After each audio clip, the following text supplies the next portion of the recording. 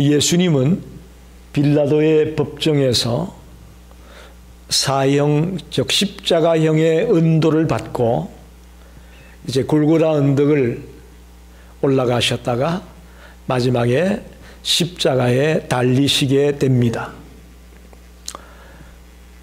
우리가 알다시피 십자가형 참 고통스러운 길입니다. 슬픔의 길이고 수치스러운 길이고 또 어떻게 보면 패가망신의 길이라고 할까요? 그 십자가에 달리는 사람뿐만 아니라 그 모든 가족들이 패가망신하는 그런 길이었습니다. 고통이나 괴로움은 말할 것도 없고요. 그런데 오늘 교회 안에는 버젓이 그 십자가를 걸어놓고 있습니다. 아이러니하죠? 고통의 길이고 괴로움의 길이고 수치스러운 길이고 묘멸감을 느끼는 길이고 패가망신을 당하는 길이 그 십자가의 길인데 오늘 교회 안에 버젓이 이 십자가를 중앙에 걸어놓습니다. 오늘 본문을 통해 십자가의 길이라는 제목으로 말씀을 생각하려고 하는데 주님은 이런 괴롭고 고통스럽고 수치스러운 이 길을 놀랍게도 당당하게 걸어가십니다. 억지로 가기 싫은 데 가는 게 아니라 당당하게 가셨다고 저는 믿습니다. 아무리 육신적으로 고통스럽고 괴롭고 힘들었지만 그래도 예수님은 그 길을 당당하게 가셨습니다. 이제 그런 내용들은 바로 설명이 되겠지만 우리가 믿음 생활하는 것도 저는 같다고 생각합니다. 여러분 신앙생활 쉽습니까? 어렵습니까? 솔직히 어렵습니다. 쉽지 않아요.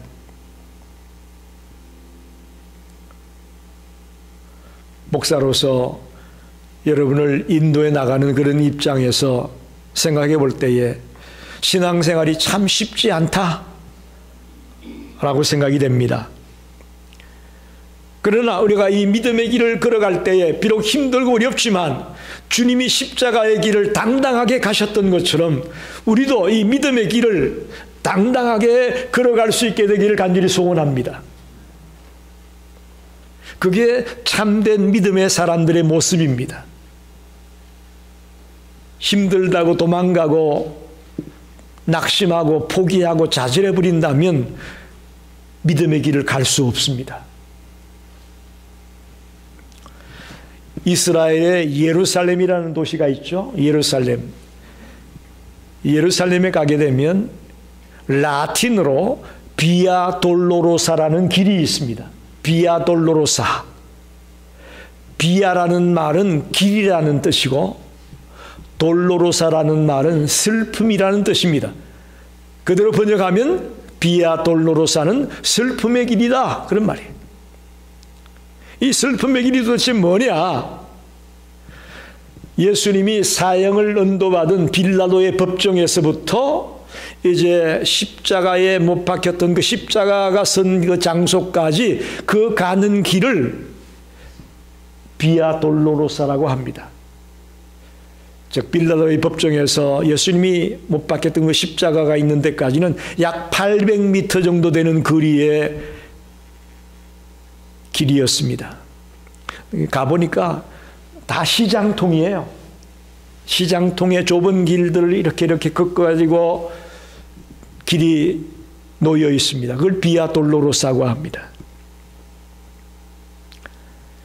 그래서 이 길을 라틴어로 다르게 표현하기를 비아 크루시스라고 합니다. 비아 크루시스. 이건 십자가의 길 그런 말이에요. 라틴어로 비아 크루시스라는 말이 바로 십자가의 길. 이 길에 제가 1996년도에 가보니까요.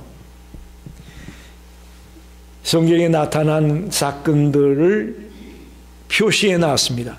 14가지, 14곳의 지점에다가 이렇게 표시를 해놨는데 그게 성경에 기록된 내용들의 일이 벌어진 장소예요. 즉, 첫 번째가 뭐예요? 빌라도의 법정이에요. 빌라도가 예수님을 십자가형을 선고하는 그 장소가 딱 표시가 되어 있고, 또 로마 병사들이 예수님을 희롱하신 곳, 예수님이 희롱당한 곳, 그게 표시가 되어 있고, 또 예수님이 십자가를 지고 가다가 쓰러졌던 곳, 거기에 표시가 되어 있고, 또 정말 이제 예수님이 못 가게 되니까 구레네 시몬이 예수님의 십자가를 이게 대신 지고 가지 않습니까? 구레네 시몬을 만난 장소, 그게 또 표시가 되어 있고, 그리고 제일 마지막에는 예수님이 십자가에 달리신 곳이 표시가 되어 있습니다. 오늘도 수많은 순례자들이 이 비아 돌로로사를 걸으면서 주님의 고난에 동참하고 주님이 가신 그 길을 묵상하고 있습니다. 여러분이 형편이 된다면, 기회가 된다면 꼭 이 성지순례를 한번 해보시라고 권하고 싶어요. 그래서 우리가 다른 데 여행도 많이 해봐야 되겠지만, 여러분이 기회가 된다면 푼푼히 돈을 모아서 성지순례를 꼭 한번 경험하시면 이 성경의 이야기들이 문자로만 보이는 게 아니라 이렇게 하나의 현장 사진처럼 우리에게 보여줄 수가 있습니다. 아, 예수님이 이 길을 이렇게 가셨구나. 그것도 혼자 가신 게 아니라 무거운 십자가까지 짊어지고 이 길을 가셨구나 하는 것들이 생생하게 눈에 보이고, 많은 것들을 경험하게 되는 좋은 기회가 될 겁니다. 첫째로 주님의 십자가의 길은 끌려가신 길이 아니었습니다. 끌려가신 길이 아니었다. 26절을 보면 그들이 예수를 끌고 가실 때에 이런 표현이 나옵니다. 그들이 볼 때는 예수님이 끌려간 것처럼 보였을지 몰라도 예수님은 지금 하나님 아버지의 명령에 순종하여 스스로 십자가의 길을 가고 있다고 믿습니다. 예수님이 로마 병사들에게 혹은 그 당시 대제사장과 종교 지도자들에게 억지로 끌려서 갔다라고 보지 마십시오. 예수님은 하나님의 명령에 순종하여 자원해서 당당하게 그 길을 가신다고 우리는 믿어야 됩니다. 사실 십자가의 길을 갈 때에 참 힘드셨습니다. 이미 십자가를 지기 전에 몸이 녹초가 됐어요.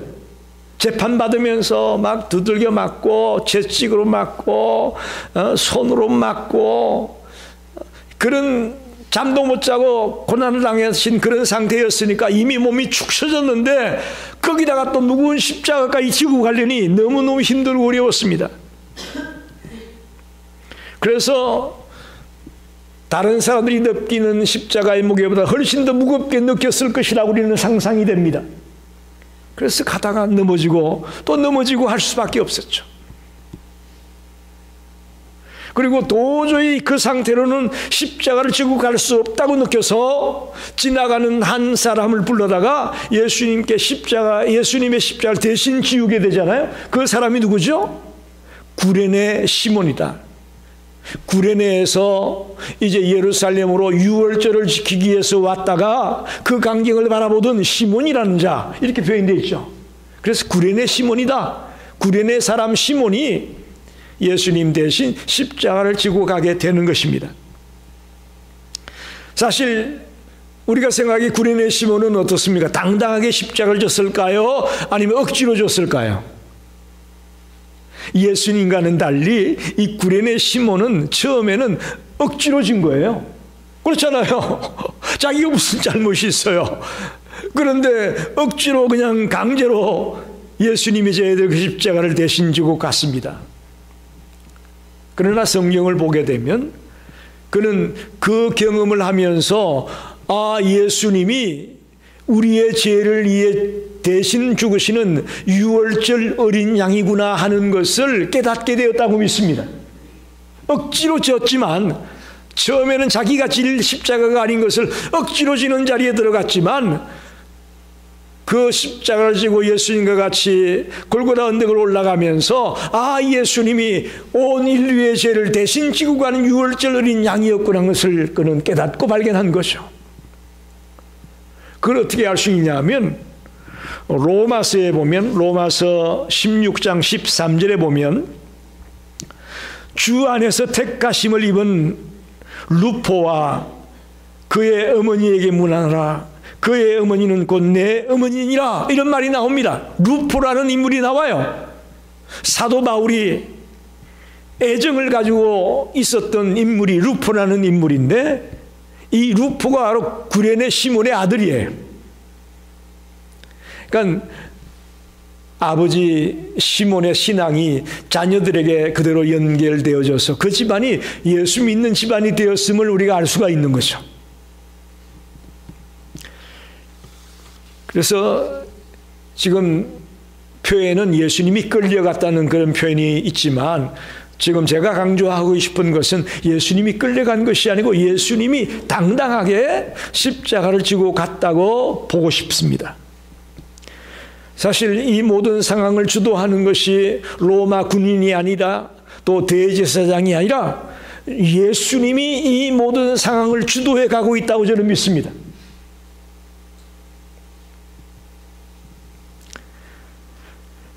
예수님의 제목은 뭐였어요? 예수님이 사형, 즉 십자가형을 언도받은 이유는 제목이 뭐였습니까? 신성모독죄예요. 자기가 하나님의 아들이라고 한다.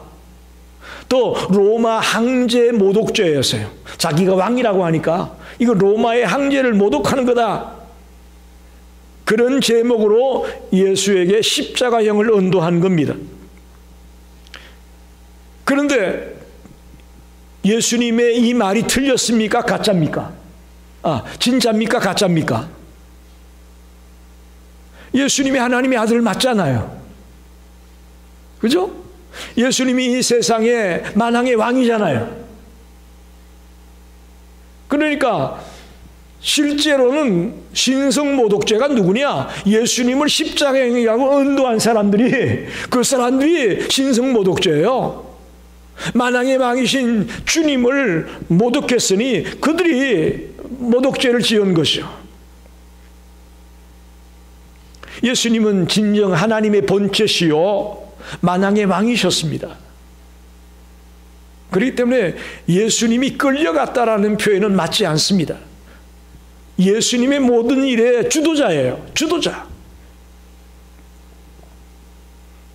그래서 조금 전에 말씀드렸지만 구레네 시몬도 처음에는 예수를 몰랐기 때문에 억지로 끌려가는 그런 상태였지만, 이제 예수를 알고 나서 예수님이 진정 나의 죄 때문에 돌아가시는 유월절 어린 양이구나 하는 것을 알고 난 뒤에, 그분의 사랑을 깨닫고 난 뒤에 그는 자발적으로 주를 믿는 믿음의 자리에 들어갔습니다.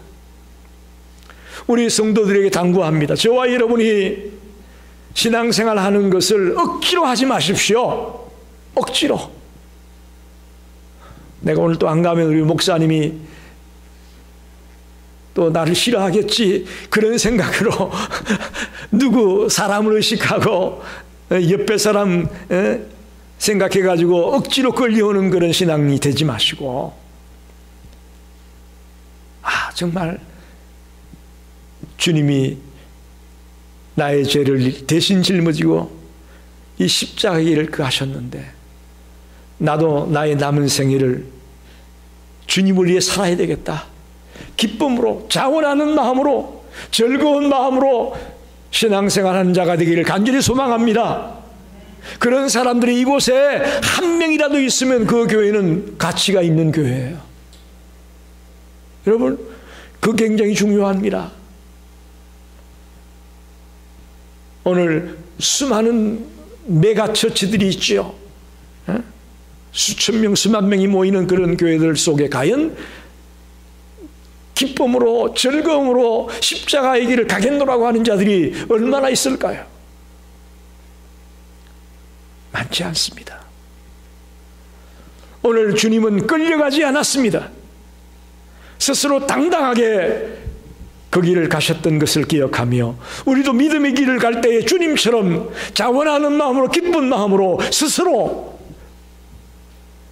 이 주어진 사명을 감당해 나가는 성도들이 되기를 간절히 축원합니다. 두 번째는 주님은 울지 않으셨습니다. 27절에 보니까 또 백성과 및 그를 위하여 가슴을 치며 슬피 우는 여자의 큰 무리가 따라오는지라 그랬어요. 예수님이 십자가를 지고 가니까 큰 무리의 여인들이 울면서 쫓아갔다 그렇게 말합니다.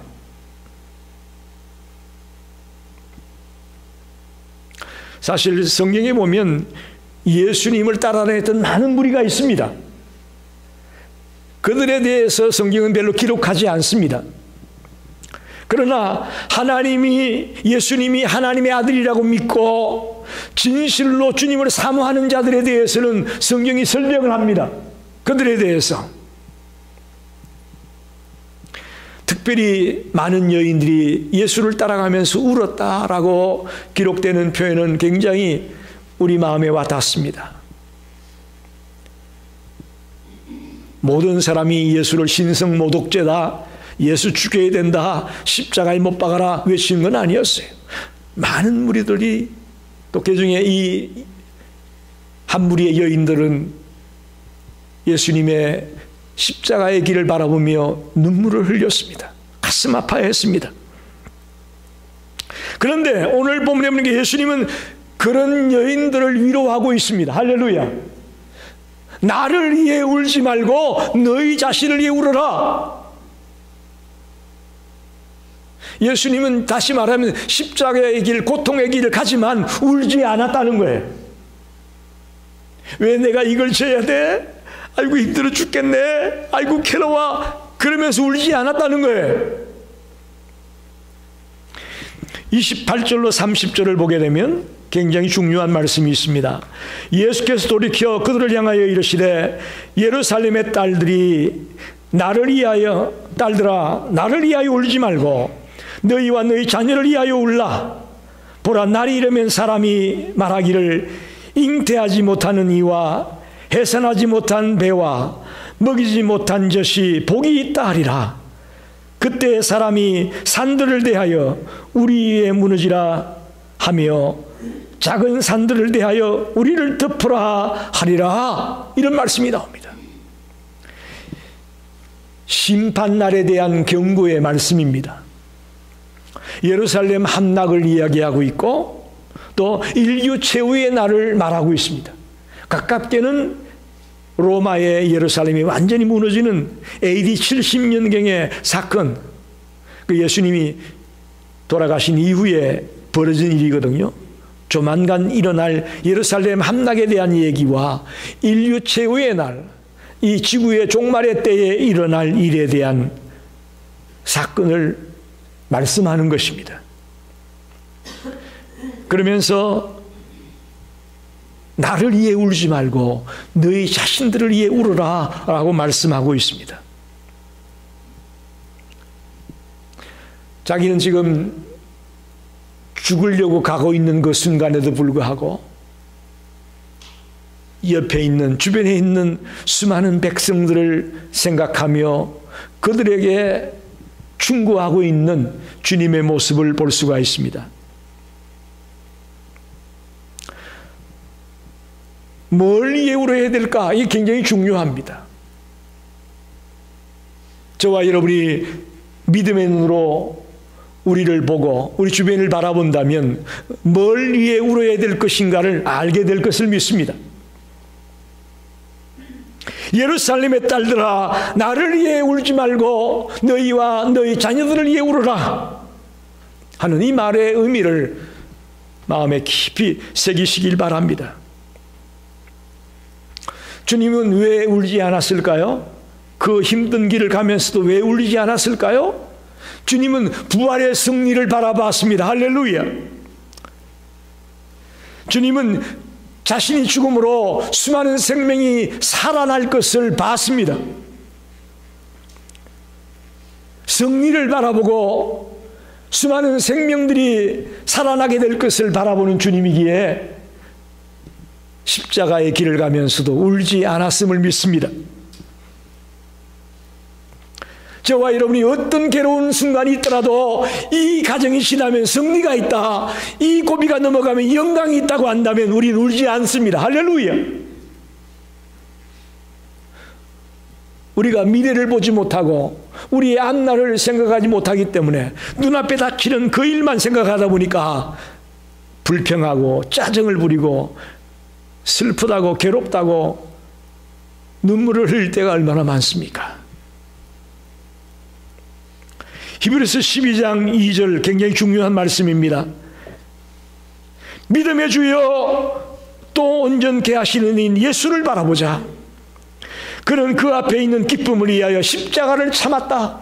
그 앞에 있는 기쁨을 위하여 십자가를 참았다고 말합니다. 십자가가 힘들지 않았던 거 아니에요?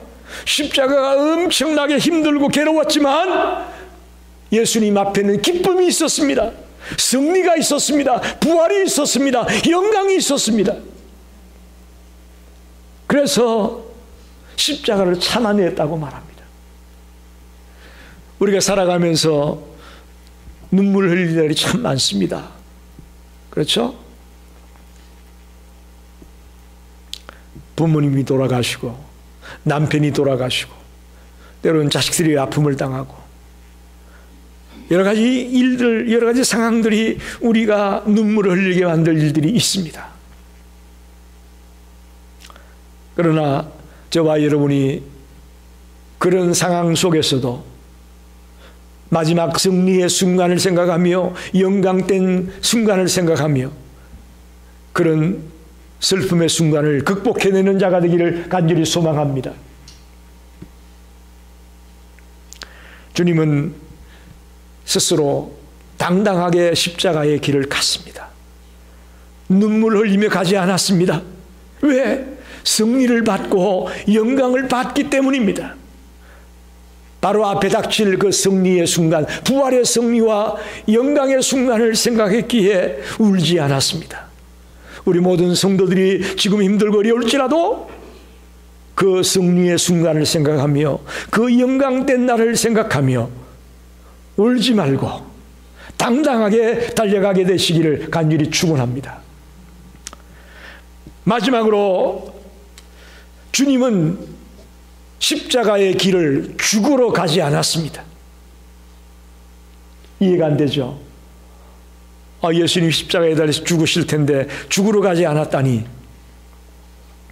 오늘 32절에 보니까 이런 말이 나옵니다. 또 다른 두 행악자도 사형을 받게 되어 예수와 함께 끌려가자. 지금 골고다 언덕 위에 십자가가 하나만 서 있는 게 아니라 십자가가 3개가 씁니다. 이 두 사형자는, 이 두 사형수는 왜 십자가에 달린 거죠? 자기의 죄 때문에, 자기의 죄값으로 십자가에 달린 겁니다. 그래서 사형 언도를 받고 지금 그 길을 가고 있습니다. 그러나 여러분, 예수님의 경우는 어떻습니까? 누구의 죄 때문에 지금 십자가의 길을 가고 있습니까? 자신의 죄 때문입니까? 아니지 않습니까? 자신이 아닌 다른 이 땅의 모든 인생들의 죄를 대신 짊어지고 가시는 것이었습니다. 자기의 죄값이 아닌 다른 사람의 죄값을 지고 가시는 길이었습니다. 어떻게 보면 예수님과 사형수가 같이 골고다 언덕 위에 십자가 위치에 있습니다. 그죠? 그러나 목적지는 다르다고 봅니다. 목적지는 다릅니다. 우리는 사형수의 길에서 이제 예수님의 길을 걷게 된 그리스도인입니다. 할렐루야. 우리도 사형수였지만 예수님을 만나고 나서부터는 이제 예수님의 뒤를 따르는 그리스도인이 되었단 말입니다. 할렐루야. 아멘입니다. 비록 믿음으로 사는 것이 힘들고 어렵습니다. 때론 고통스럽고 자기를 희생해야 되고 헌신해야 되고 참 어려운 순간이 많이 있을 것입니다. 그러나 이 믿음의 길의 끝에는 뭐가 있을까요? 부활의 승리가 있을 것이고 영광의 순간이 있을 것을 확신합니다. 그래서 여러분과 제가 아무리 힘들고 어려워도 이 길을 포기할 수 없는 거예요. 이 길을 모른 척 할 수 없는 거예요. 저와 여러분이 절망하지 말고 낙심하지 말고 끝까지 소망을 가지며 달려가는 자가 되기를 간절히 소망하고 축원합니다. 오늘 본문에 나오는 두 사형수와 같이 자기의 죄로 인해 죽을 수밖에 없는 운명이 우리들이었습니다. 사실 우리도 이 두 사형수와 같이 나의 죄 때문에 십자가를 질 수밖에 없는 상황이었습니다. 그런데 예수님의 대속의 은혜로 예수님의 십자가의 보혈로 우리가 그 운명에서 벗어났습니다.